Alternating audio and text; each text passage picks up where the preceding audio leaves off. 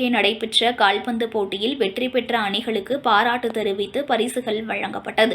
திருவள்ளூர் மாவட்டம் கடம்பத்தூர் ஒன்றியத்திற்கு உட்பட்ட பன்னூர் தொன்போஸ்கோ மேல்நிலைப் பள்ளி விளையாட்டு மைதானத்தில் தொன்போஸ்கோ இளைஞர் மன்ற சார்பில் இளைஞர்களை ஊக்குவிக்கும் விதமாகவும் அவர்களுக்கு விளையாட்டு திறனை மேம்படுத்தும் வகையில் இளைஞர்களுக்கான கால்பந்து போட்டி கடந்த 12ஆம் தேதி தொடங்கி நடைபெற்று வந்தது. இந்த கால்பந்து போட்டியில் சென்னை, காஞ்சிபுரம், திருவள்ளூர், செங்கல்பட்டு, ராணிப்பேட்டை உள்ளிட்ட மாவட்டங்களில் இருந்தும், அதேபோல் பன்னூர், கண்ணூர், புதுப்பட்டு, சந்தவேலூர், திருமங்கலம், உளுந்தை, மப்பேடு உள்ளிட்ட பல்வேறு பகுதிகளைச் சேர்ந்த மொத்தம் 20 அணிகள் விளையாடியது.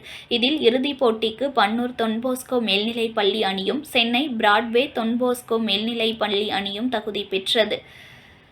இறுதிப் போட்டியில் சென்னை பிராட்வே தொன்போஸ்கோ மேல்நிலைப் பள்ளி அணி 3-1 என்ற கோல் கணக்கில் வெற்றி பெற்று முதல் பரிசுக்கான கோப்பை மற்றும் ரொக்க பணத்தை தட்டிச் சென்றது. இரண்டாவது பரிசை பன்னூர் தொன்போஸ்கோ அணி தட்டிச் சென்றது.